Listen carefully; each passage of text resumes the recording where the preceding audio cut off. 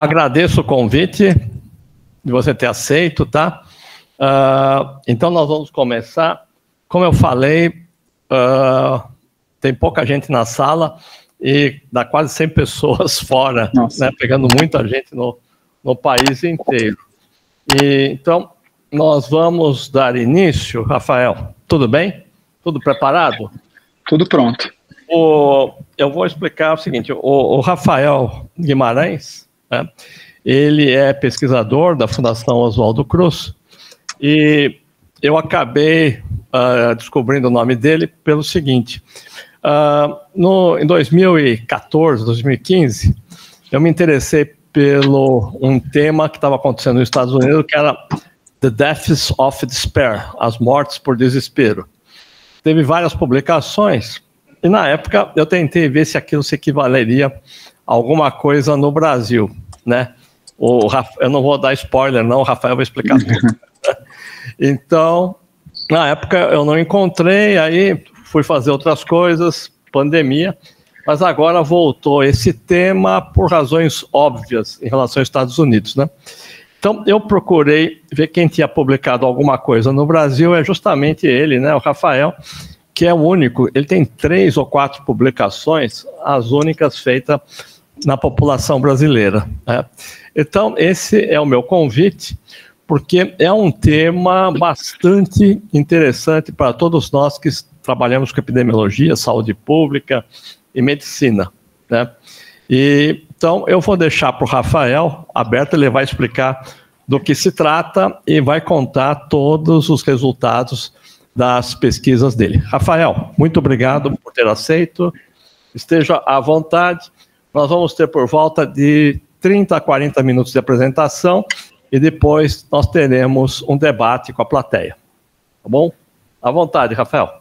Maravilha, Paulo. Eu queria agradecer mais uma vez pelo convite. É um prazer estar aqui falando sobre esse tema, né, que eu acho que como você disse, né, super conveniente a gente estar falando disso nesse momento, né? Assim, a gente tem uma situação crítica, eu diria, com relação ao suicídio, que é o principal contribuidor para as mortes por desespero, mas para a situação mais global, né, e que só piorou, na verdade, com a situação da pandemia e do pós-pandemia, por muitas razões, né? Uma delas, exatamente a crise econômica, que na verdade foi o que começou a criar essa reversão de tendência ali atrás, em torno de 2015.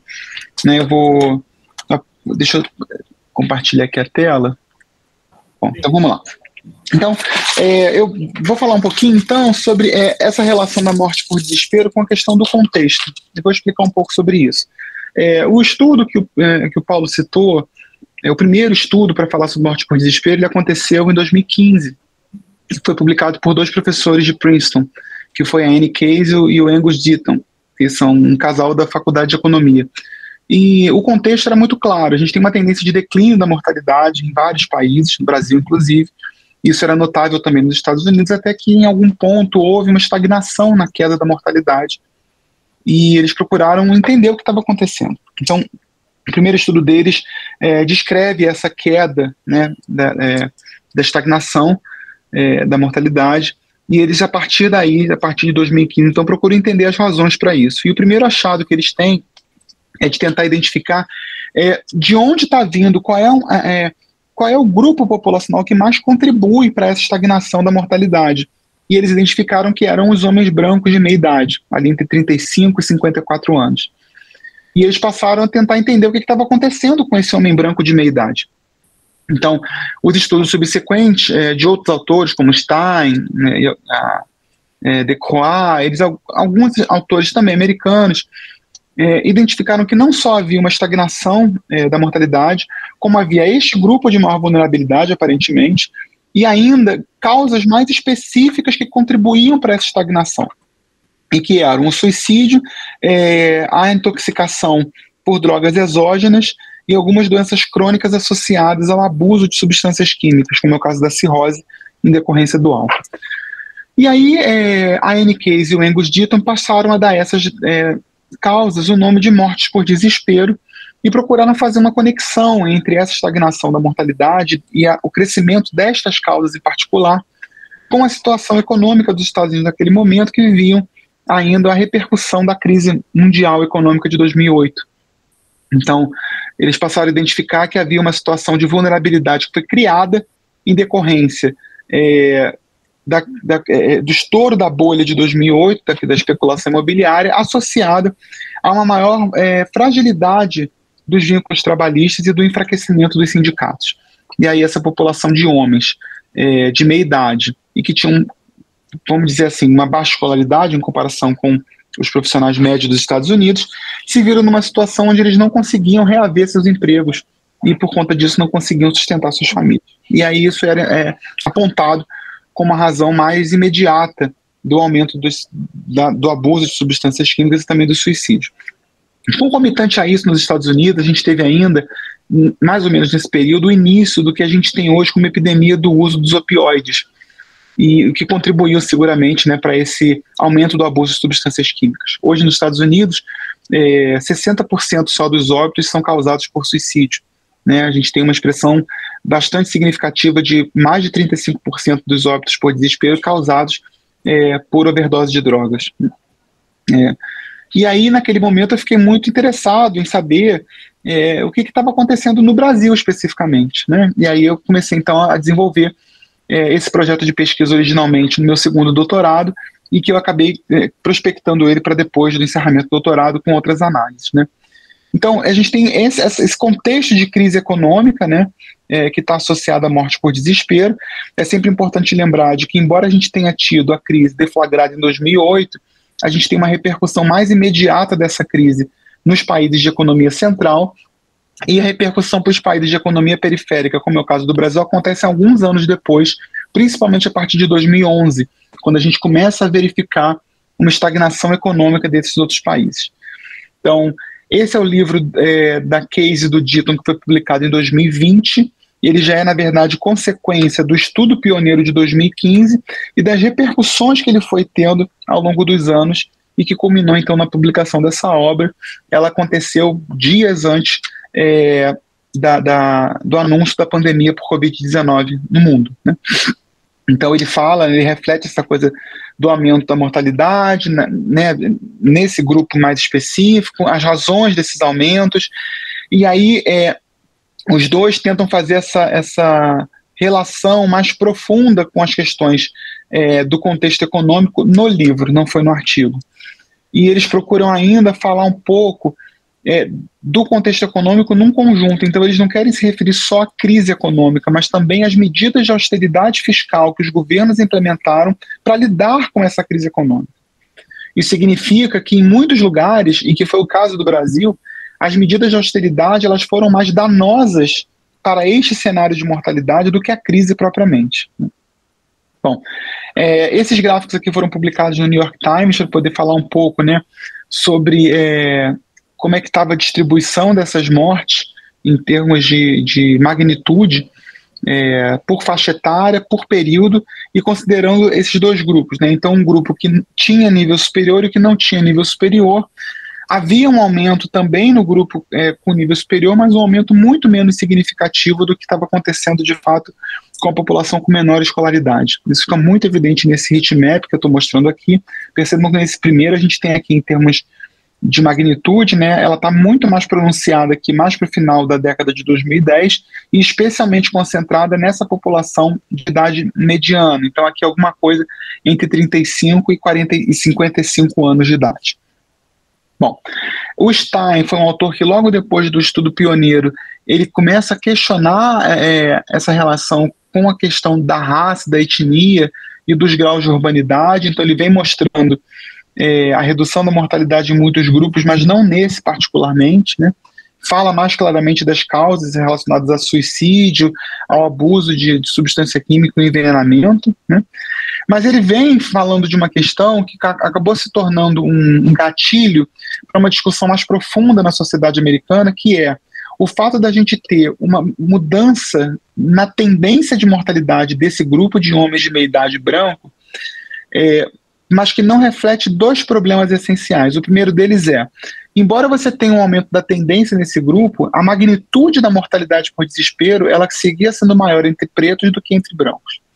Então isso foi um ponto que foi muito citado para argumentar a favor da invisibilidade que essa questão da crise econômica tinha quando se tratavam dos pretos.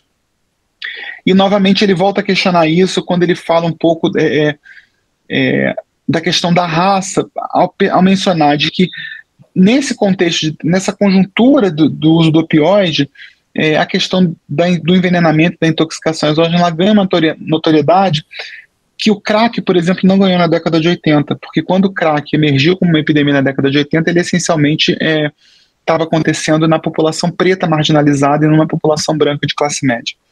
Então havia ali, naquele momento, o início de uma crítica que foi sendo muito reverberada ao longo dos anos com relação ao propósito daquilo que o estudo da Case e do Deaton estavam pronunciando. Ele não estava criticando os dois, mas estava criticando a forma como aquela informação estava sendo tratada, no sentido de priorizar isso como um problema somente quando ela se tornou um problema da população média branca, e não quando ela foi um problema 20 anos antes para a população preta, que sempre foi excluída dos processos democráticos, né?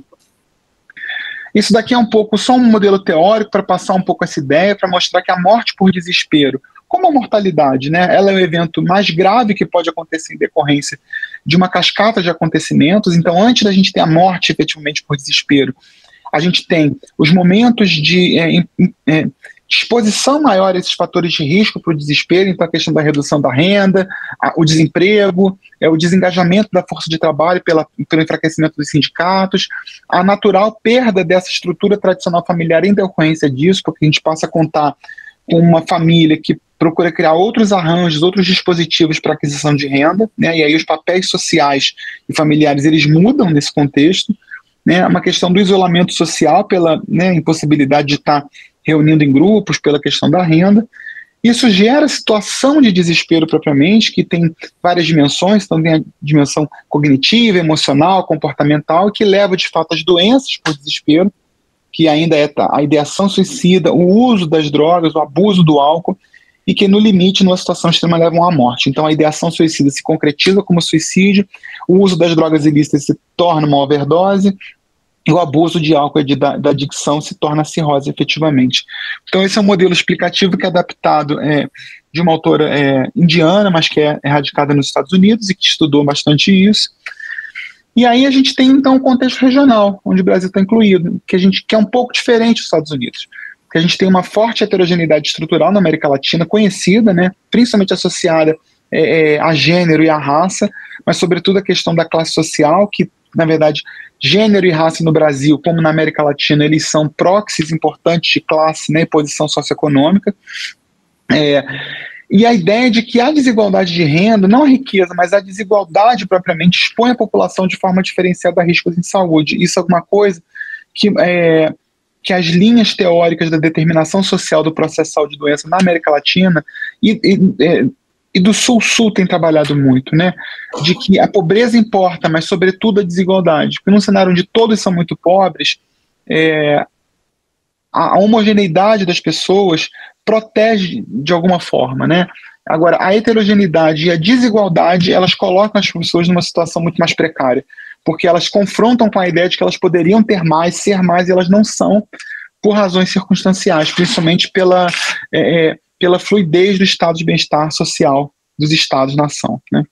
Então esse efeito contextual ele faz muita diferença e ele ajuda a explicar, como vou mostrar agora para vocês, por que a situação do Brasil para a morte por desespero ela é um pouco diferente da situação dos Estados Unidos.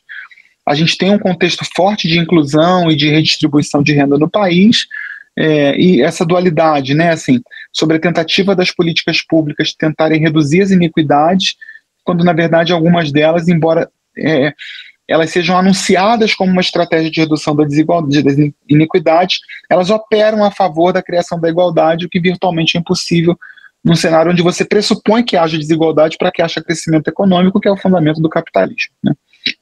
Então, essa dualidade, né, e essa dificuldade de tentar organizar as políticas públicas acaba criando uma degradação dos serviços públicos, inclusive de saúde, né, e isso acaba tendo um efeito deletério, então, sobre os indicadores de saúde da população. Então, aqui, bem rápido, só para contextualizar, né, os tempos que a gente utilizou nas análises. Então a gente tem aí um contexto de redemocratização que perpassa os anos 80, uma ideia de criação de economia central versus periférica, e essa atribuição de subdesenvolvimento aos países, né, e a criação de formas de enfrentamento dessa pobreza e da desigualdade. Então, a ideia é que a persistência da desigualdade e da pobreza, elas também são impeditivas ao crescimento econômico. Se você não tem mercado consumidor, você não tem acumulação de riqueza, né? Então, uma vez atentos a isso, as políticas públicas passaram a ser reorientadas no sentido não só de ter forma de redistribuição de renda, mas também de ter geração de emprego e geração de renda também para a classe média e alta, para que eles pudessem, como consequência, movimentar a economia, né, de forma nacional. Então a gente tem aí alguns aparatos econômicos ao longo da década de 90, o mais importante deles é a criação do Plano Real e o aumento da sensibilidade às questões sociais das políticas públicas que vieram na decorrência do Plano Real. Então, como consequência próxima, a gente tem já em 2001, então menos de 10 anos depois, uma redução do índice de Gini. Então, menos de 10 anos após o Plano Real, a gente já tinha claramente um impacto, né, nos indicadores de inequidade de renda, embora a gente ainda tivesse uma desigualdade muito marcada em subgrupos, né, uma divisão por sexo, por raça, por escolaridade, mas de uma forma global, o Gini falava mais a nosso favor, né. E a gente, entre 2006 e 2012, teve uma relativa estabilidade, né, no que diz respeito à economia, porque a gente começou a fazer o que a gente chama de redistribuição no topo. Então, a ideia é que a gente pôde também alavancar a economia no topo da pirâmide de renda, para que ela pudesse gerar emprego e oportunidade para a base dessa pirâmide, né? Isso, por consequência, acabou criando um aumento no PIB, um aumento da estabilidade econômica, uma prosperidade da classe baixa e média, e que acabou sendo catapultada também pelas políticas sociais. Então, o fato da gente ter permitido o crescimento da classe média e ter dado a oportunidade das classes E e D a emergirem, fez com que a gente tivesse um empuxo, literalmente, né, de baixo para cima, e todos ascenderam. Manteve a desigualdade, mas todos ascenderam. Em 2011, a gente tem, então, o início dessa crise, então, no Brasil, a gente teve a crise mundial em 2008, e começa a ter as consequências dela no Brasil em 2011. Então, a gente tem um período de estagnação econômica. Em 2014, a gente tem uma mudança social, com uma reorientação das políticas de antipobreza. Então tem uma priorização dos mais pobres, né, pelos benefícios de prestação continuada, Bolsa Família, e isso acabou gerando, na verdade, algumas mudanças com relação à estratégia fiscal, porque a gente procurou preservar as políticas sociais, mas não necessariamente garantindo todos os subsídios que a gente dava para o topo dessa pirâmide, né? E essas medidas de estratégia fiscal, medidas de austeridade, acabaram criando uma redução da produtividade, uma medida de controle inflacionário mais acirrada, o que impactou diretamente a classe média, a classe alta, e que criaram um ambiente muito favorável para uma recessão econômica, né, com a redução da taxa de juros, né, com uma política fiscal mais de investimento, com elevação de gasto público, e que acabou criando um cenário político muito favorável para o golpe de 2016, que foi a expressão política mais forte, né, mais clara da reação do mercado às medidas de austeridade fiscal. Então, o golpe de 2016, ele torna clara a questão da recessão, ele cria, a partir disso, uma crise institucional, com uma retração das políticas de redistribuição de renda a partir de 2018, e que culminam também com a mudança da orientação de governo, né? Então, com o governo federal caminhando para uma ala mais da direita extrema. E isso acabou trazendo consequências na questão da redistribuição de renda, nas políticas públicas equitativas. Então a gente teve um desmonte do programa Bolsa Família, a gente teve uma retração nos subsídios públicos para o enfrentamento da pobreza, e a gente tem com isso, então, consequências drásticas para a população.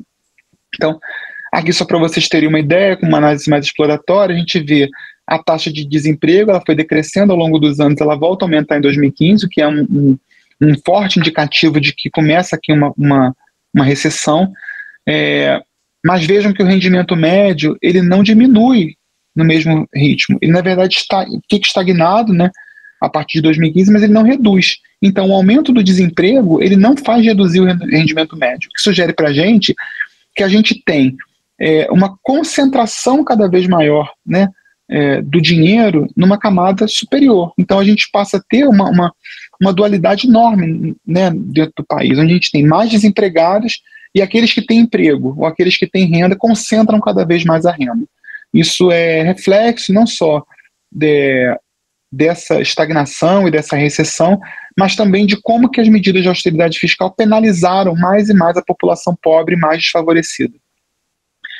Aqui são séries históricas de mortalidade por desespero, né, brutas e ajustadas por idade, para poder mostrar um pouco alguns cenários contrafactuais, né?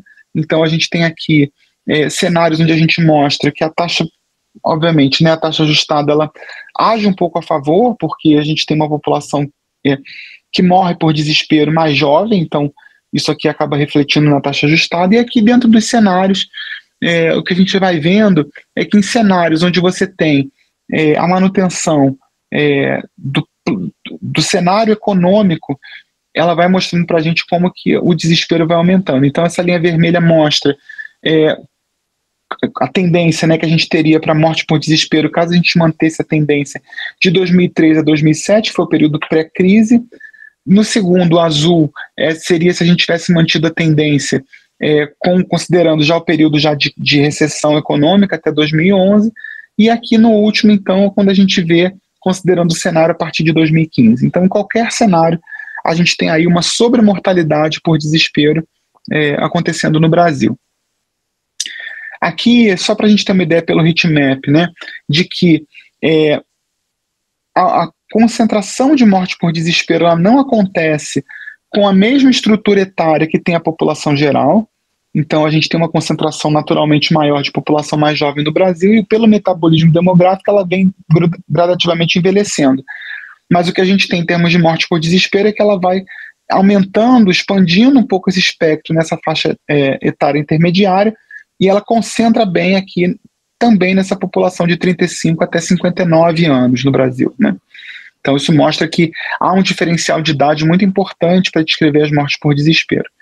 E aqui são as curvas de mortalidade ano a ano, da mortalidade adulta e da mortalidade por desespero, né? Então percebam que a mortalidade adulta, né, no Brasil, ela faz esse desenho de curva que é bem típico das curvas de mortalidade quando a gente exclui a população infantil, infanto-juvenil.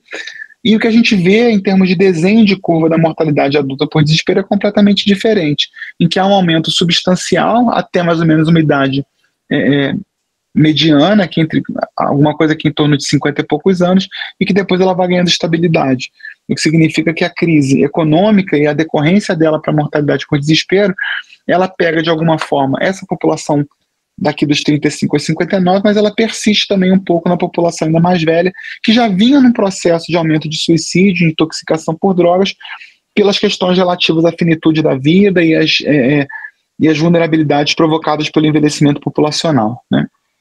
E a gente tem um cenário muito semelhante, tanto na pré-estagnação quanto na pós-estagnação, sendo que antes da estagnação econômica, então de 2013 a 2010, a gente tem mais oscilações em torno dessas curvas, e o período pós-estagnação não, elas são muito mais marcadas, mais estáveis. Então, ano após ano, elas vêm se comportando da mesma forma.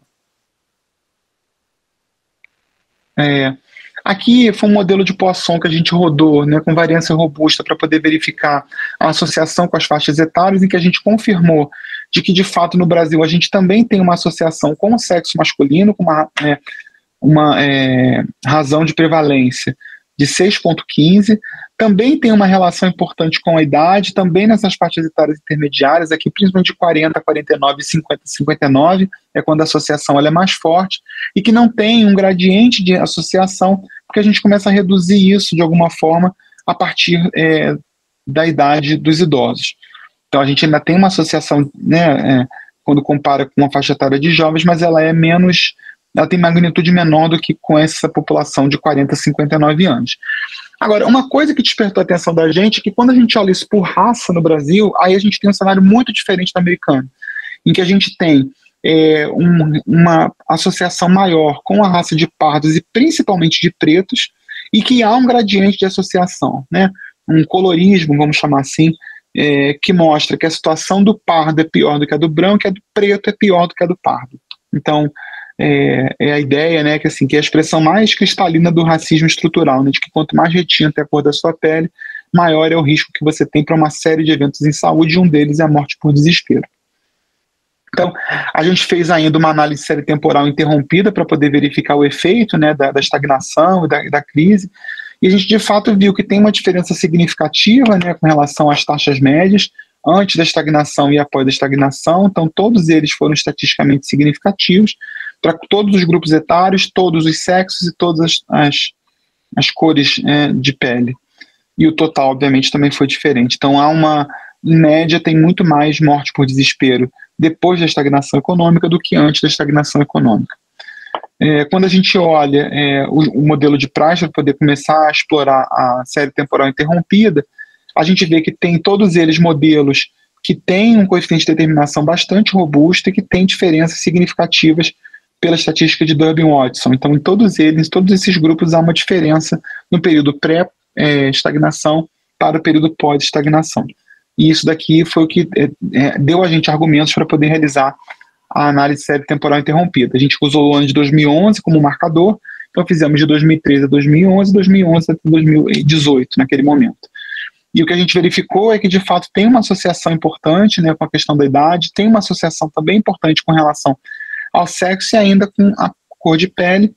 E eu vou destacar aqui a relação da cor de pele, mostrando que aqui, para pardo, a gente tem uma associação, mas ela é menos evidente do que ela é para os pretos. E por que eu estou destacando isso? Porque os estudos em epidemiologia hoje no Brasil tendem a usar a raça branca como uma aproximação, né, do estudo de raça. E aí eles usam como população de referência para poder, então, a gente avaliar risco ou associação de pardos versus brancos e pretos versus brancos. Só que isso tem um problema essencial, que é o problema da má classificação por raça, né? Inclusive para a mortalidade, especialmente para a mortalidade em que ela não é autodeclarada. Ela é declarada pelo médico que assina a declaração de óbito e ela tem muito problema de classificação. Então, uma das coisas que a gente vem sugerindo nos trabalhos é que a gente passe a não adotar o branco como categoria de referência, e sim o pardo. Porque o pardo traz em si um misclassification que pode diluir o efeito de risco, se a gente coloca ele nessa ideia de fazer o gradiente de associação. E além disso, ele cria para a gente uma vantagem analítica, que ao colocar o pardo como categoria de referência, eu deixo mais claro de que a raça branca tem um efeito protetor e que a raça preta tem um efeito de risco, né? Então, colocar ela como uma categoria de referência ajuda a gente a identificar mais claramente o quanto que o branco é protegido e o risco o preto é colocado numa posição de maior vulnerabilidade, né? Então a gente tem aqui, né, as estatísticas de teste para a série temporal anterior à estagnação e depois após a estagnação, a variação no beta para cada um desses grupos populacionais, né, e a significância estatística sugere para a gente a qualidade do modelo e ainda o quanto que foi significativa essa tendência, né? E aí resta para a análise de série temporal interrompida comparar o efeito desse beta com o erro padrão e ver se são diferenças significativas. Essa daqui é a curva que mostra para a gente que já havia uma tendência de crescimento em 2003, desde 2003, com relação às mortes por desespero, mas há uma elevação de nível importante a partir de 2011, né? E que tem a ver um pouco sobre essa elevação que a gente chama de efeito de degrau. Então a gente tem uma tendência de aumento anterior e que ela persiste no momento seguinte, mas ela persiste num andar acima, vamos chamar assim. Então algo acontece aqui em 2011 que mostra que essa taxa de mortalidade ela foi catapultada para um outro nível e ela continuou crescendo a partir desse novo nível, né? Essa informação é que esse gráfico traz mais claramente para a gente. E a gente percebe que esse efeito de nível aconteceu em muitos dos subgrupos. Aconteceu nesse grupo aqui, de 30 a 39 anos, de 40 a 49, de 50 a 59 e de 60 a 69, em termos de faixa etária. Em termos de sexo, a gente não vê tão claramente esse efeito de degrau, vê um pouco mais em homens, mas é um efeito muito tímido. E quando a gente olha para raça, a gente vê um efeito de degrau para branco, vê um efeito de degrau para pardo, mais fraco, mais V, e vê um efeito muito claro para pretos. Então, isso também foi um outro diagnóstico que ajudou a gente a tomar a decisão de ir para os estudos subsequentes, que não estão aqui, que estão sendo realizados no momento, da gente usar o pardo como categoria de referente, já que esse degrau ficou menos pronunciado entre pardos, mas ele é muito evidente tanto para branco quanto para preto. E aqui são as estatísticas para a gente verificar, né, esse efeito da estagnação. A gente tem, quando faz análise temporal interrompida, a gente trabalha com dois efeitos. A gente chama de efeito de rampa e efeito de degrau, né? O efeito de rampa é aquele que a gente está vendo a ideia da tendência, e o efeito de degrau, degrau é para ver o nível, para ver se ascendeu. E de fato o que a gente vê aqui, na população, por exemplo,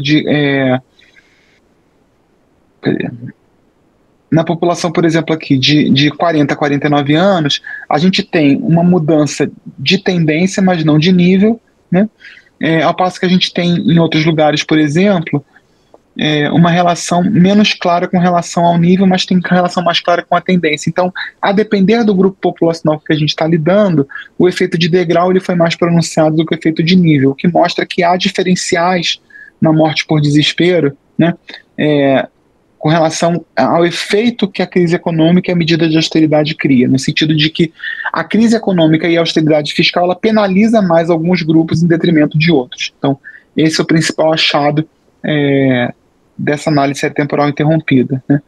Então, observem, por exemplo, aqui a gente está trabalhando com os grupos etários, né? Então, para os grupos etários tem muito mais efeito de tendência do que tem de nível, mas quando a gente olha, por exemplo, para outros grupos, a gente vai ver, por exemplo, níveis de tendência muito significativos e alguns outros grupos em que o efeito de nível ele é mais marginal, ele não tem uma tendência tão significativa. A gente faz, então, procura fazer uma associação com essas fases do ciclo econômico. A gente procura dividir, então, em 4 períodos diferentes. A gente tem o período de 2003 a 2007 como um contrafactual, de 2008 a 2011 como um período onde está deflagrada a crise mundial, mas que a gente ainda tem, né, como disse a presidente Dilma, né, uma marolinha no Brasil, de 2011 a 2014, quando a gente tem a estagnação econômica, e de 2015 a 2018, quando a gente tem, então, 19, desculpa, quando a gente tem efetivamente a recessão econômica, né? A gente propositalmente excluiu desse ponto do modelo o período Covid, porque havia uma força externa à crise econômica, que era a própria pandemia, que fazia com que aumentasse a questão do isolamento social e, portanto, a repercussão na morte por desespero, né? E aí o que a gente fez foi, para aquele modelo original que eu tinha mostrado antes, de Poisson, com variância robusta, a gente adicionou uma variável de tempo, né, que foram esses períodos aqui. Então aqui está a descrição por box plot, né, dessa taxa de morte por desespero para esse primeiro período contrafactual, de 2013 a 2007, aqui 2008 a 2010, depois 2011 a 14, finalmente de 15 a 18. Há uma variabilidade grande de 2013 a 2007, também de 2011 a 2014, mas há aqui claramente, né, uma ascendência na taxa de mortalidade ao longo desses períodos.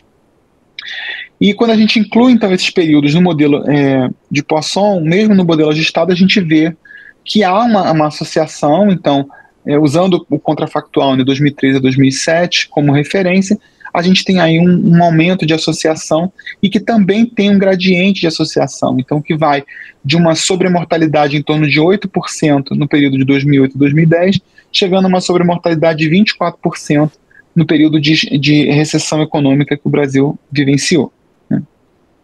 Bom, toda essa conjuntura, essa foi uma pesquisa que eu toquei lá no segundo doutorado, e ela me trouxe perspectivas do que fazer daqui por diante, né? E assim, hoje o que a gente tem procurado fazer é estudar um pouco os efeitos da crise propriamente, né, de forma mais direta, nos subgrupos, discutir esse contexto socioeconômico à luz da teoria das causas fundamentais, do Phelan e do Link, que são dois sociólogos que tentam trabalhar com alguns fatores que a epidemiologia mais tradicional chama de fatores de risco, mas que são efeitos de contexto, e que podem operar nas doenças por distintas formas. Então eles operam em lugares diferentes da história natural da doença e eles agem por mecanismos, né, diferentes para poder repercutir naquelas doenças, e portanto eles são chamados de causa fundamental. Então, por exemplo, a questão da desigualdade, ela é uma questão importante da pobreza para câncer de colo de útero, porque a pobreza e a desigualdade, elas são barreiras, por exemplo, de acesso à vacinação contra o HPV, como também são barreiras de acesso à realização do Papa Nicolau. Além disso, tem a questão da associação marginal com o fumo para, né, para a disseminação do câncer, e a gente sabe que o fumo também está associado com a questão da pobreza. Então, uma série de mecanismos diferentes.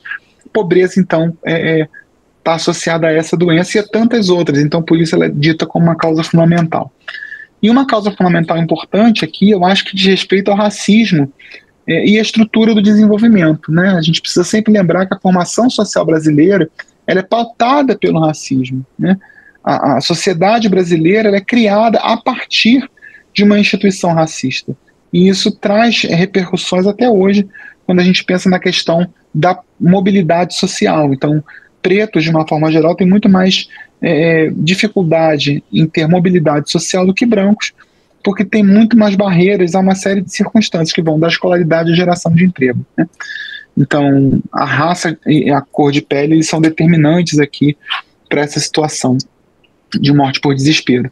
A gente tem a questão dos efeitos da resposta à crise. Então, como eu disse, às vezes as medidas de austeridade elas são mais contundentes do que a própria crise econômica para determinar cenários de maior instabilidade, de dificuldade para a população vulnerabilizada. Tem a questão da discussão da crise, da austeridade sobre as políticas de saúde pública. A gente tem um sistema de saúde que sofre de subfinanciamento há muitos anos, mas em cenários onde há uma contenção de gastos, né, esse subfinanciamento ele fica mais notável e ele não necessariamente vai atingir programas mais consolidados. Ele geralmente acaba acontecendo em programas de saúde que atuam em populações mais vulneráveis, né? E no limite a gente tem procurado trabalhar as questões do próprio futuro, né, do capitalismo, que é uma discussão assim, muito etérea, eu diria, mas que ela é importante porque assim, não é a primeira vez que a gente estuda a repercussão de ciclos econômicos na saúde das pessoas. E as mudanças comportamentais que vêm acontecendo, geração após geração, vão mostrando para a gente que os problemas de saúde mental eles têm se tornado cada vez mais constantes, né? Mais bem diagnosticados, certamente, né? Isso também ajuda a gente a ter uma magnitude mais expressiva, mas o fato da gente ter ciclos econômicos que criam mais privações, principalmente para essa população mais jovem, eles vão colocando um pouco à prova como que esse sistema econômico ele vai ser sustentável, né, por um período mais longo, no sentido dele ser um sistema viável para a manutenção da sociedade como a gente entende hoje, seja pela questão das iniquidades sociais, seja pela questão da própria sustentabilidade, né? Então a gente não sabe nem se vai ter mundo para povoar daqui a 200 anos, dadas as condições que a gente vive hoje de mudança climática. Isso tem uma clara interferência nas questões do sistema econômico vigente, né? Não são, a gente já tem alguns estudos hoje tentando fazer um pouco essa associação das mudanças climáticas com as situações de desespero. Também é um assunto fresco, assim, bem inovador, né? Então a gente encontrou essas relações temporais e o acerramento das tensões de ordem econômica, a mortalidade por essas causas específicas. Então a gente tem a questão do efeito de tempo, então tem a questão da faixa etária, tem a questão do sexo, mas tem que fazer um pouco essa distinção do caso americano para o caso brasileiro, porque o contexto, o cenário muda essas associações, e isso fala a favor da gente explorar mais os modelos de determinação e não só de determinantes, porque se o modelo fosse estagnado de determinantes sociais, a associação ia estar dada para brancos nos Estados Unidos, aqui ou em qualquer outro lugar. E a gente vê que, a depender do cenário, não é isso que acontece. Então, olhar um pouco as distinções entre os casos faz muita diferença. Então a gente vê, por exemplo, que no Canadá já há estudos de morte por desespero que falam a favor da mortalidade, sobre a mortalidade de brancos, mas eles tentam fazer um recorte para comparar o branco local com o branco que é migrante. Então a gente tem muitos cenários diferentes para poder tentar explorar essas questões, né? E aí a gente sempre procura discutir que morte por desespero não é só uma questão semântica, ela é uma hipótese de estudo, né? E que requer que a gente vá imputando mais e mais características para esse modelo conceitual, para se tornar um modelo complexo, e que possa ajudar a gente, né, a formular estudos mais empíricos, e que possa não só melhorar o que a gente já tem hoje em termos de análise para esses dados, mas que a gente possa também criar modelos, como que a gente tem feito hoje na Fiocruz, de estudos mais longitudinais e estudos multiníveis, onde a gente procura associar essas questões mais individuais às questões de conjuntura, né, com os indicadores de desigualdade social, desigualdade de renda e também de pobreza. E aí, só para fechar rapidamente, eu gosto muito dessa imagem, né, que mostra essa ideia do que é iniquidade, né, como que o sistema ele é construído para favorecer poucos. Então, a ideia é que você tem sempre pessoas do lado de cá sendo mais beneficiadas, e a gente tem aqui formas de ver isso, né? Então, a ideia é que quando eu procuro trabalhar com o conceito de igualdade, eu dou as mesmas oportunidades para todos. Mas num sistema que é desigual, as mesmas oportunidades, elas não resolvem as questões estruturais, né? E aí, supostamente, as políticas públicas, elas trabalham nessa lógica de reduzir as inequidades. Então, pelo princípio da equidade, se as pessoas são diferentes, elas precisam ter aparatos, recursos diferentes também. Então, se o sistema ele é torto, nada mais justo que eu dê escadas maiores para as pessoas acessarem lados mais difíceis. Mas é sempre bom lembrar que a política pública ela tem por objetivo reduzir a iniquidade, mas ela não elimina ela. Porque a iniquidade, na verdade, ela está intrinsecamente ligada à formação social daquele país. E para isso mudar, a gente precisa ajustar o sistema. Então não se trata só de garantir aparatos diferenciados para populações diferenciadas, mas a gente agir no sentido de ter transformação social. Só quando a gente, de fato, desentorta o sistema é que a gente consegue estabelecer justiça social. E aí a gente pode, de fato, oferecer os mesmos recursos para toda a população, porque a população como um todo, toda tem o mesmo acesso ao sistema como um todo, né? Bom, era isso que eu queria falar com vocês um pouco, eu queria debater um pouco com vocês a partir de agora. Bom, obrigado, Rafael, foi muito didática a sua apresentação. Um tema que muitas pessoas ainda não tiveram contato, né? Eu acho que você conseguiu explicar muito bem. Então, estamos abertos aí à discussão. Gerson, por favor. Cumprimentar pela apresentação, professor, porque normalmente esses são temas, né, em relação às iniquidades econômicas, impacto do racismo.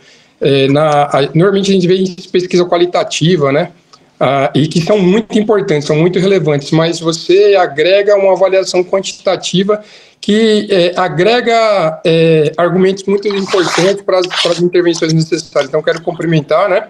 Eu não conhecia seu trabalho e quero cumprimentar por isso. E eu gostaria que, se for por pedir, desculpa que eu entrei um pouquinho depois, 5 minutos depois da aula, se você puder trazer a história do termo morte por desespero, porque eu também não conhecia esse termo. Eu sou médico, trabalho na unidade de pronto-socorro, o tempo inteiro a gente está vendo pessoas morrendo desesperadas, né? Com suicídios, enfim, autoagressão, heteroagressão. Mas se você puder me contar, ou se já foi contado, eu vou ver depois, a história desse termo, como é que esse termo chega hoje em dia e qual que é a melhor definição dele para eu levar para a vida, tá bom? Muito obrigado. Imagina. Foi um pouco como a gente começou lá atrás. Assim. A ideia do termo desespero surge em função deles terem verificado essa sobremortalidade por causas específicas nesse cenário de crise econômica global. Então eles começaram a ver que esse homem branco de idade média, ele começa a mudar a tendência de mortalidade, ele passa a ter uma estagnação na mortalidade, e eles começam a verificar que isso acontece por causas de morte muito específicas, que são a intoxicação exógena, o abuso de drogas, as doenças crônicas recorrentes a isso, e também o suicídio. E aí esses dois autores, né, a Annie Case e o que ambos ditam, é que passam a dar a esse grupo o nome de mortes por desespero, e esse jargão passou a ser utilizado por todos os pesquisadores que vieram depois deles. Muito obrigado. E agradeço por ter citado as fontes originais também. Vou procurar saber melhor e cumprimentando pela apresentação que nos edifica, tá bom? Muito obrigado. Um abraço. Obrigado. Eni, por favor. Boa tarde, professor. Apresente, Eni, por favor. Boa tarde, professor. Boa tarde, colegas. Boa tarde, professor Rafael. Também queria parabenizá-lo, né, pela apresentação. Eu sou enfermeira e sou doutoranda da Escola de Enfermagem em Prática de Prevenção e Controle de Infecção. A minha pergunta a gente ouviu, né, na sua apresentação que a população mais acometida são homens, mas me surgiu uma curiosidade se dentro da população de mulheres acometidas, que deve ter algum percentual, mesmo que menor, se os fatores econômicos, socioeconômicos, se eles interferem mais ou menos, se surgiu um outro dado em relação a isso. Então, eles interferem. Na verdade, a questão econômica, assim como nos Estados Unidos, ela muda a dinâmica familiar. O que aconteceu em muitos casos dos Estados Unidos é que a gente ainda tinha famílias mais tradicionais, em que a mulher era dona de casa, cuidava dos filhos, tinha esse papel social, e uma vez que um homem se tornou desempregado, ela passou a agir. Então ela passou a ser uma trabalhadora, né? Então ela passou a se tornar trabalhadora, manteve, na verdade, as funções domésticas, né? Isso acabou criando um sobretrabalho para ela. Mas a gente não pode deixar nunca de dizer, assim, o quanto que a mulher é mais resiliente do que o homem, nesse sentido. E essa tem sido uma das críticas, assim, mais... não feita ao estudo, mas assim, os comentários mais a respeito disso, assim, pois é, porque o homem branco é o seguinte, o cara anda, sei lá, com um Jeep, aí quando ele tem que trocar o Jeep dele por um Gol, aí ele fica desesperado. Então, assim, o homem, em geral, ele é muito pouco resiliente, porque vem um pouco dessa construção social de que ele é um cara que tem muito mais privilégio e mais acesso às coisas do que a mulher, que, em geral, é muito mais batalhadora, né?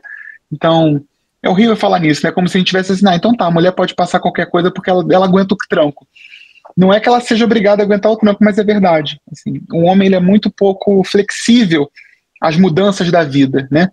E assim, a gente tem também muitas décadas de estudo que mostram que a questão do suicídio ela é uma questão muito particular para essa coisa do sexo, porque, em média, as mulheres têm mais ideação suicida, mas os homens são mais bem-sucedidos no suicídio, porque os métodos usados pelas mulheres, em geral, são mais reversíveis do que dos homens. Mulheres, em geral, quando tentam se matar por consumo de entorpecentes ou então de medicamentos e tararau. O homem não. O homem geralmente usa arma de fogo ou arma branca. Então, em geral, ele é mais bem-sucedido quando ele tenta se matar. E por isso a estatística da mortalidade fala da questão do homem como um fator de risco. Mas acho que é importante a gente dizer que olhar para a estatística só da mortalidade invisibiliza o problema da mulher, porque ela, de fato, é quem mais tenta se matar, é porque ela não consegue isso. A gente consegue reverter a tentativa de suicídio dessa mulher, né? Então, acho que isso é importante ser dito. Então, isso é um outro desdobramento do estudo que a gente gostaria de fazer, a gente não fez ainda, porque é bem mais confuso fazer isso, que é trabalhar com o dado de morbidade, não só da mortalidade, né? Mas a gente sabe que tem muitos problemas associados à notificação, né, da ideação suicida, da tentativa de suicídio, não só no sistema de informação sobre internação hospitalar, mas também sobre o SINAM, que em tese deveria estar notificando esses casos e não está, né?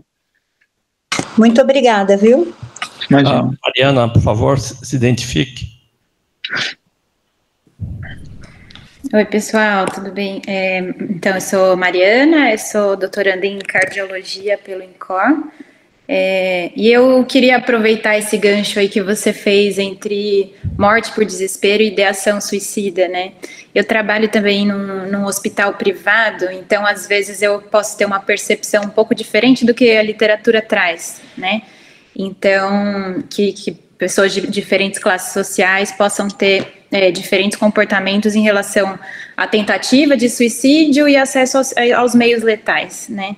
Então, minha pergunta seria, será que o acesso ao tratamento da saúde mental pode estar influenciando a taxa de mortalidade por desespero? Ou seja, será que os riscos, eles podem tentar mais o suicídio, mas morrem menos porque recebem os cuidados médicos mais rapidamente? O que você acha em relação a isso? Olha, eu diria que tem menos relação com isso e mais relação com os dispositivos sociais e econômicos que as pessoas que têm mais recursos têm para lidar com as crises, né? É claro que, assim, ter um profissional de saúde mental vai fazer toda a diferença para garantir a estabilidade emocional dessa pessoa, não resta dúvidas. Mas o fato é que na população média, de classe média alta, a gente tem ali um certo impacto econômico em decorrência da crise, mas que não necessariamente faz esse cara perder o emprego ou se ver numa situação de miséria absoluta, que é o que acontece com a classe mais pobre, né? Então, não é que a classe média alta não se desespere, mas ela tem um contexto de vida que por si só já favorece ele, no sentido de não tornar a vida dele miserável ao extremo, entende? E isso repercute muito. Ter controle da própria saúde mental certamente faz muita diferença. Acesso, né, a serviços de saúde mental faz muita diferença. Mas eu colocaria mais na conta do cenário que ele vive, né, assim, o cara fica menos rico, mas ele não fica miserável, essa é a ideia, né? E o cara que é classe média não. O cara que é classe média, ele muito rapidamente deteriora o status social dele e econômico para chegar a condições de muita privação, né?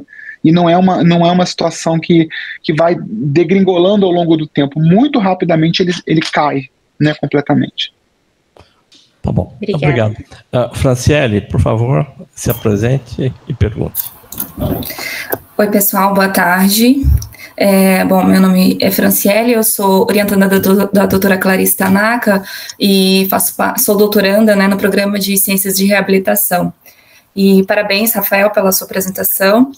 A minha dúvida, eu gostaria que você comentasse um pouquinho, por gentileza, se já existem dados, falando assim, você trouxe alguns dados a nível nacional, né, dessa taxa de mortalidade, mas eu queria saber se já tem algo a respeito, assim, estratificando um pouco mais a questão dessas mortes por distribuição geográfica, já que nós temos vários Brasis aí dentro do nosso país. É sobre isso. Então, a gente avançou um pouco, né, deve ter um ano, talvez mais ou menos, a gente avançou tentando fazer essa mesma análise por estado e a gente não viu nenhuma grande diferença para o contexto brasileiro.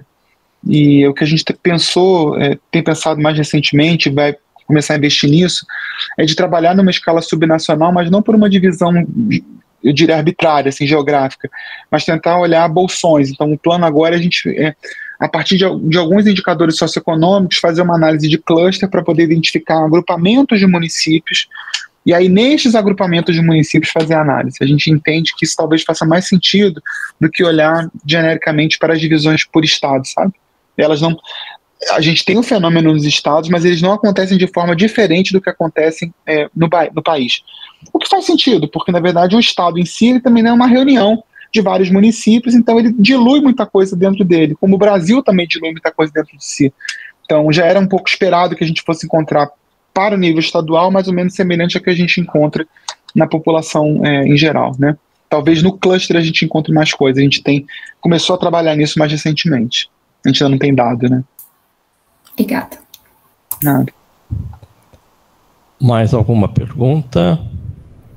Boa tarde, professor. Aqui é o Dr. Marcos Montagnini. Eu sou aluno do doutorado em Ciências Médicas. Rafael, parabéns. Obrigado. Queria trazer a minha colocação. Eu sou professor aqui na Universidade de Michigan, pratico medicina aqui nos Estados Unidos há mais de 30 anos. A nossa perspectiva é diferente, a gente está vendo aumento de suicídio entre a classe branca e de poder aquisitivo alto, como você falou. O meu local de atuação no sistema de saúde de veteranos, que é o maior sistema de saúde do país. Alguns anos atrás houve uma preocupação muito grande com o índice de suicídio entre veteranos, com 2 suicídios por dia, e o sistema de saúde estabeleceu uma política nacional para ver se conseguia diminuir a taxa de suicídios. Tanto que para nós é obrigado, toda vez que um paciente vem no nosso ambulatório ou é internado, fazer um screening do risco de suicídio daquele paciente, não só na entrada do hospital, mas quando o paciente tem alta. Eu queria que você falasse, como você falou, são realidades diferentes, não dá para comparar. A minha pergunta é, o Brasil tem uma política nacional de controle de suicídios, como foi feito aqui? A gente tem algumas ações que são focais, eu diria. A gente tem, por exemplo, os Centros de Valorização à Vida, né, que agem nessa tentativa de fazer um monitoramento das pessoas sob risco. A gente tem os CAPS, né, que são os Centros de Atenção Psicossocial, que operam dentro da atenção primária como uma rede de suporte para as ações de saúde mental, principalmente as não farmacológicas, né? Então a gente tem algumas ações que são, eu não vou chamar de pontuais, assim, porque elas fazem parte de uma estrutura mais orgânica, mas elas são ainda estruturas incipientes, porque elas não necessariamente dialogam.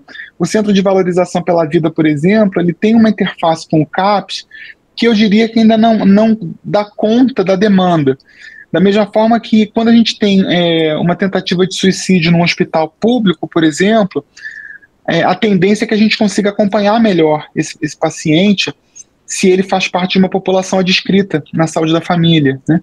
Diferente da instituição privada. Assim, o acompanhamento de um paciente com tentativa de suicídio na instituição privada fica muito mais na conta da família do que do sistema. Então, é difícil para o sistema de saúde conseguir monitorar isso, né? Então, a gente conta muito mais com essas articulações intersetoriais e que nem sempre funcionam dentro de uma estrutura única, dentro de uma estrutura que dê conta de fazer um acompanhamento de fato dessas pessoas, né?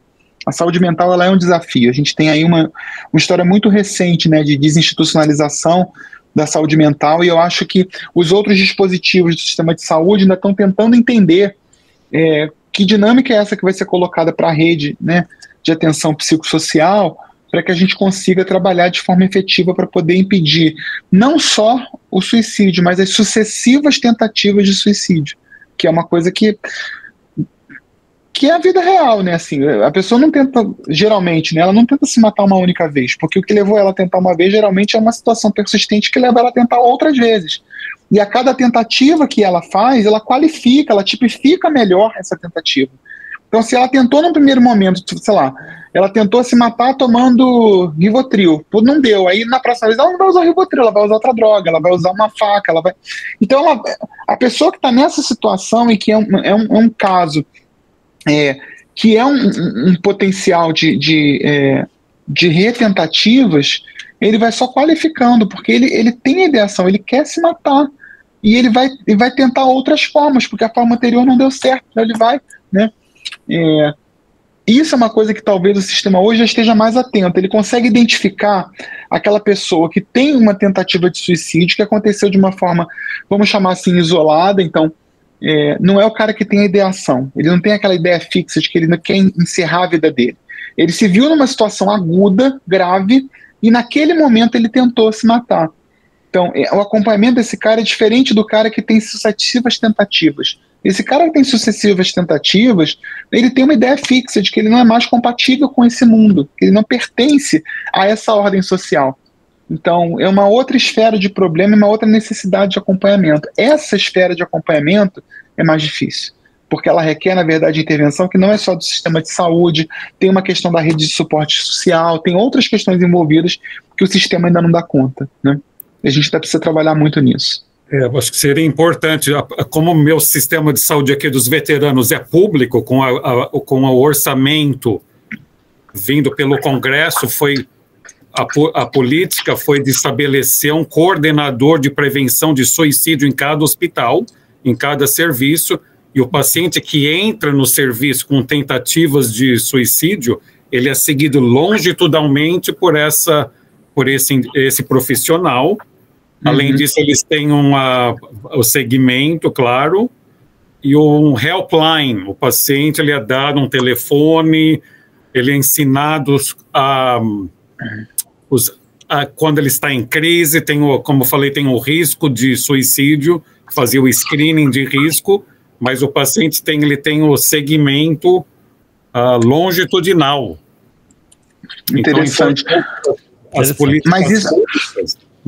Mas essa política pública, ela acontece só com os veteranos ou ela acontece também nos subsistemas em que não são dos veteranos? Porque, por definição, assim, pensando em coorte, né, assim, os veteranos são mais fáceis de ser seguidos do que a população média, né? Então, eu imagino que tem uma dificuldade adicional para o cara que não é veterano. Dependendo do... Aqui, o único sistema público de saúde é o sistema dos veteranos, e o sistema é esse, o único sistema público de saúde. Então é mais fácil, mas são mais de 5 milhões de pacientes, o maior sistema público de saúde do país e talvez do país aqui. Então, pensar nisso, que o Congresso aprovou diretrizes e verbas para dar o cuidado dessa população vulnerável. Muito bom. Interessante. Não sei se tiver mais alguém, eu queria fazer alguns comentários, Rafael. Eu acho que existem 3 conceitos distintos. Hoje nós não vamos discutir aqui suicídio, mas uma coisa é a ideação, a outra a tentativa e o outro é o suicídio, né? Que tem perfis epidemiológicos distintos, né? Então é uma coisa, não vamos discutir agora aqui, mas no ELSA Brasil nós temos, né, essa descrição bem feita. Agora, quando nós estamos vendo a questão social, pensando na questão do suicídio, uso de drogas, intoxicações, com certeza aqui no Brasil existe um viés muito importante. O suicídio aqui acontece para quem não tem, vamos falar assim, grandes amizades, né? Como existe a questão do seguro de vida, né? Vários casos de suicídio não são anotados como tal, né? Existem questões religiosas também nisso, né? Onde sempre tem um médico que vai lá e atesta por outra causa, e nós temos essa documentação onde nas pessoas, vamos falar assim, com maior renda, né, existe uma sobreunificação muito importante, né? É difícil ficar descrevendo aqui, mas esse é um fato. E nós temos uma outra questão das internações, de tudo que se passa, é que se a gente for pegar hoje o estado de São Paulo, no interior, você tem uma sequência em alguns lugares que você vai, né, tem 3, 4 clínicas, né, de atendimento a pessoas que são aditos a drogas, né? É uma coisa impressionante e são de áreas bastante caras, né? E o que acontece lá, né, a gente nunca tem a informação exata, né? Então, esses são fatos que essa questão, né, de como é que é o impacto aí do suicídio, do uso de drogas entre a população de maior renda no Brasil, eu diria que ela é subestimada, propositadamente, né? Então esse é um ponto que eu queria colocar. Rafael, o Marco está aí também. Na nossa conversa inicial, eu fiz algumas especulações, né, com pouca base empírica, mas com muito papo e conversa que eu tive nos 3 anos que eu morei em Boston, faz 25 anos, né, que eu via que eu tinha uma impressão que o brasileiro, né, mais pobre, ele consegue ser mais resiliente ao impacto do desemprego, dessas situações, né? E a brincadeira é que ele sempre tem um cunhado, sempre tem um primo que arranja alguma coisa para ele fazer algum bico, né? E que nos Estados Unidos isso não acontecia, né? E foi o jardineiro lá de Boston, que era de São Paulo, e que ele me contou isso, que ninguém gostava de ficar trabalhando para ele, porque ele era brasileiro, tudo, o cara ficava desempregado, bebendo no bar, vivendo do seguro, enquanto que os brasileiros vinham e faziam tudo e ganhavam muito mais do que o seguro-saúde, né? Você concorda comigo? Você acha que isso é uma especulação? Como é que você vê essa... Não, eu concordo e o que muitos autores americanos têm falado como repercussão do estudo da Case e do Deaton é exatamente isso, de que a população mais pobre ela é mais resiliente, né? E a gente tem muitos estudos, no Brasil inclusive, que mostram que isso é verdade, inclusive quando a gente faz avaliação de serviço de saúde, né? Então, quando você tem uma população que tem muitas barreiras de acesso, por pior que seja o serviço de saúde, ele sempre qualifica bem, porque qualquer coisa é melhor do que não ter nada, né? Então, nessa lógica, a população mais pobre, ela acaba se reinventando, né? Assim, a gente tem sempre que falar sobre isso com muito cuidado para não romantizar a pobreza, né? Nesse sentido, de dizer, então tá, pô, então, que maneiro, né? O cara é pobre, ele resolveu a vida dele. Não é essa a história, assim. Não. Até porque, em muitos casos, o cara é pobre justamente na ausência do Estado. Mas é fato de que a baixa resiliência da classe média, especialmente da classe média, ela leva a essas situações de maior desespero, né? E aí isso tem a ver, eu acho, com a baixa resiliência dessa classe média, porque ela está acostumada um pouco com a questão dos seus privilégios, e por uma certa deturpação, assim, um pouco, da própria classe média sobre o que ela é, porque a classe média ela não acha que é classe média, ela acha que é classe rica. E aí, quando ela se vê na situação em que ela passa a ter o mesmo status quo do que a população pobre, aí ela fica doída, aí é ruim. Então, quando a gente fala, poxa, ir para Nova York não tem mais graça porque agora o porteiro também vai, é essa a ideia, né? Assim, então, quando a classe pobre passa a ter a mesma coisa que a classe média, aí ele talvez, a engenharia aqui dentro funcione para ele entender que ele não é rico, que ele também é classe média. Então, tem por um lado a resiliência e tem por outro lado, assim, essa dificuldade dele conseguir se entender no mundo e ele achar que, assim, que ele não é o Luciano Huck, sabe, assim. Tem um autor, chama Marcelo Medeiros, ele é um pesquisador, ele foi do IPEA, ele hoje está em Colômbia, né? Assim, o cara é excepcional, assim, e tem livros que, assim, acho que todo mundo devia ler. E o último livro dele, e o penúltimo, que foi um livro que ele orientou com um aluno dele de doutorado, que é o Pedro Herculano, ganhou inclusive o Prêmio Jabuti esse livro.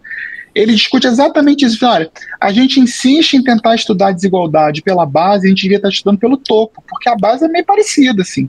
Se olhar para os 40% mais pobres, é todo mundo meio pobre igual. Agora, os ricos é que não são. Porque, em tese, eu faço parte do mesmo 1% que o Luciano Huck, eu estou bem longe da conta bancária dele, né?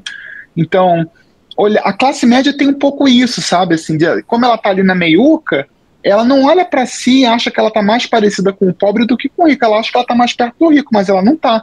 Então, numa situação de austeridade, ela é muito mais impactada do que o rico. Só que ela reage mal a isso, porque o pobre já está acostumado a uma série de privações e a ser obrigado a se reinventar. E ele não sabe fazer isso. Então, por não saber fazer isso, ele se vê nessa situação de maior desespero. Eu acho que esse acho que talvez seja assim, estou tentando resumir assim, muito grosseiramente, né, um argumento, mas eu acho que vai um pouco ao encontro do que você está dizendo, Paulo. Assim, eu acho que isso é fato, assim, e as pessoas têm procurado estudar isso, sabe? Olha, eu devorei o livro do Marcelo Medeiros, né, e conversei com ele, e uma das coisas que eu estou recomendando nos estudos aqui no Elsa Brasil, que a gente trabalhe nessa perspectiva que ele colocou, né? Juliana, se você colocar Marcelo Medeiros, eu acho que eu acho que é a riqueza e os ricos, uma coisa assim. A riqueza, a gente passa para você, tá? Mas eu conversei com ele se dispôs a gente criar, porque a gente vai trabalhando renda no estudo de corte, a gente faz o quê? Né? A gente põe por tercis de renda, quer dizer, uma coisa assim, e fica muito claro o que ele fala, né? Rafael, se você me perdoa, eu vou até os ricos e os pobres. Obrigado, Angelita. Pronto, é isso, os ricos e os pobres. Você me perdoa, eu tô tentando ver se eu consigo trazer aqui a professora Marilena Chauí, né? Porque a epidemiologia e a saúde pública precisa de muita filosofia, né? E ela está desenvolvendo uma linha de prospecção, né, onde ela trabalha muito com a questão das redes sociais, né, que ela fala que se tornou uma coisa de uma toxicidade tal, né, que aí explica muito as questões de saúde mental, que é a questão do narcisismo.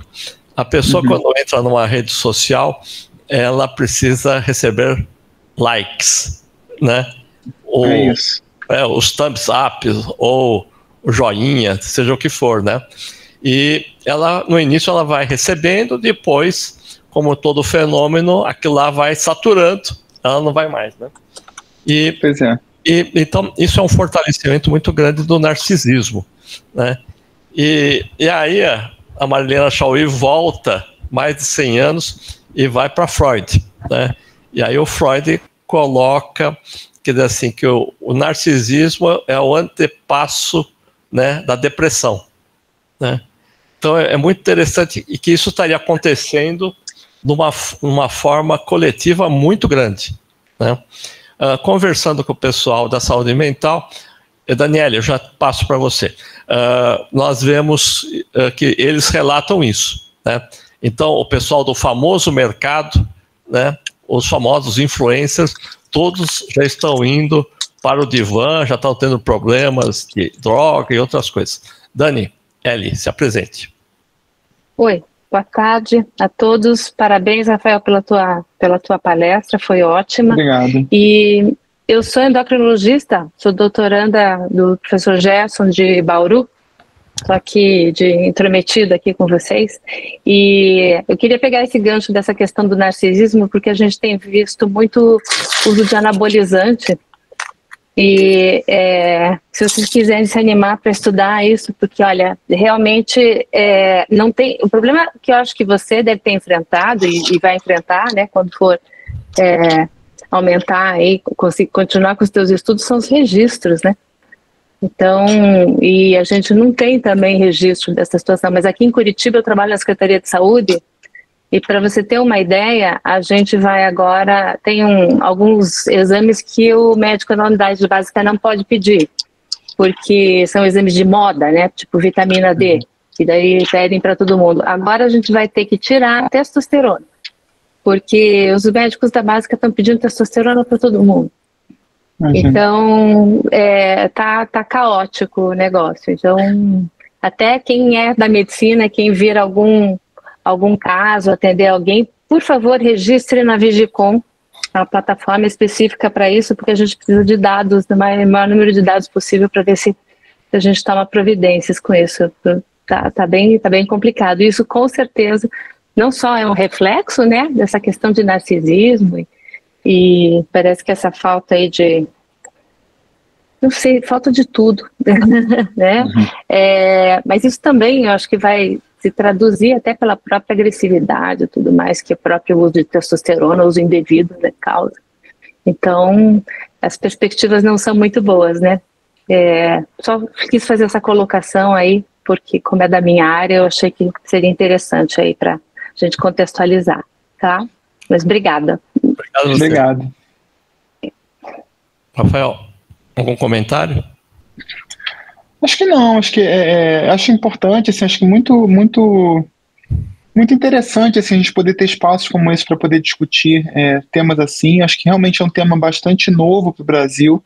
A gente já estuda suicídio há bastante tempo, mas essa perspectiva de tentar localizar o suicídio como um contexto mais social e tentar encontrar os recursos para poder explicar as circunstâncias em que esse suicídio acontece, acho que são muito importantes. Acho que isso traz uma nova fase, né, para o desenvolvimento de estratégia de política pública para poder tentar minimizar o evento em si.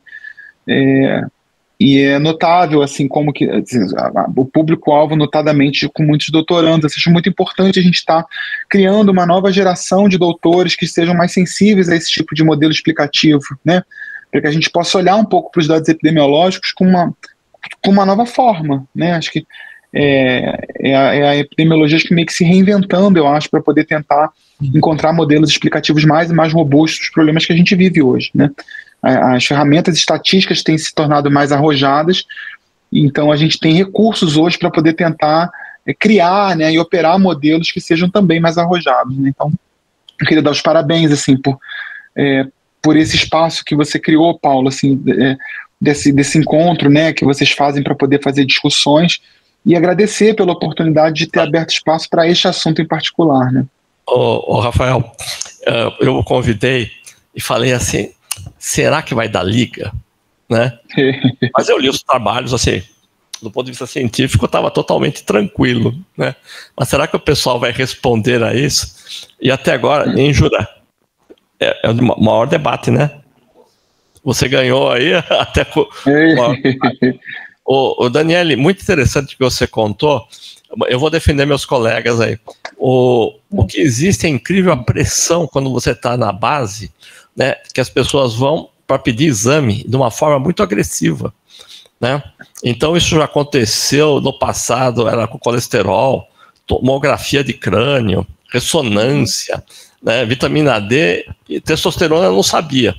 Agora, os laboratórios passaram a receber muito pau porque estavam disseminando aí na grande imprensa a questão da testosterona, mas agora eles não precisam disso, né?